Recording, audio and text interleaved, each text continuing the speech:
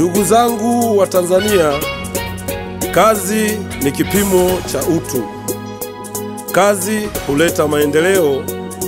Kazi huinua uchumi wa taifa.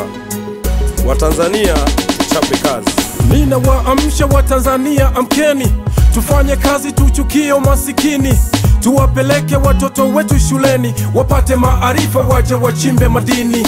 Tusinungunike maneno hapa na pale, tulisukume gurudumu bila kelele. Tusipandikize chuki na kuleta kwele, tutangulize kazi na utu, tusonge mbele. Walimu na washikadau, tuungane kwa pamoja, tutokomeze zero shuleni bila kungoja. Madaktari, manesi, ninyi watu muhimu, kulinda afya zetu, hilo la kwenu jukumu. Madereva sasa na wafanya kazi wa ndani, pigeni kazi kwa bidii, uchumi upande nchini.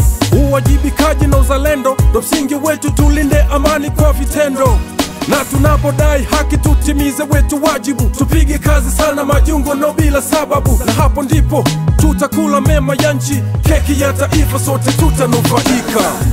Nchi nzuri, kila mtu awajibike, acha uvivu, kaza msuli, kazi zote zifanyike. Hongera kwa serikali kwa kazi bora wanayofanya, maisha bora mazuri, Tanzania isonge mbele.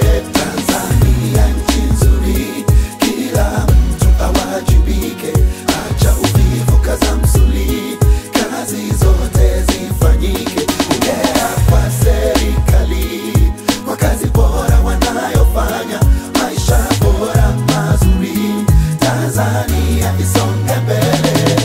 Wanangu boda boda, hima hima msilale. Mama kasema tupige kazi, tuchomoke kama mshale.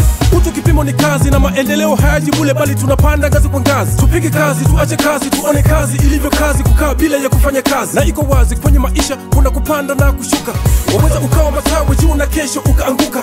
Lakini kwa nini jamani nasema mweka akilini, maneno ninaosema mnayatia maanani. Kusema ninasema basi tegeni masikio, fanyeni ninaosema mtayaona mafanikio. Japokuwa sina mvi kichwani, lakini natoa usia kinywani, na umuhimu wa maneno haya ni zaidi ya wasia wa babu. Tufanye kazi sawa na Tanzania sawa huu, uchumi wetu pande maradufu uwe juu. Uchumi wetu pande maradufu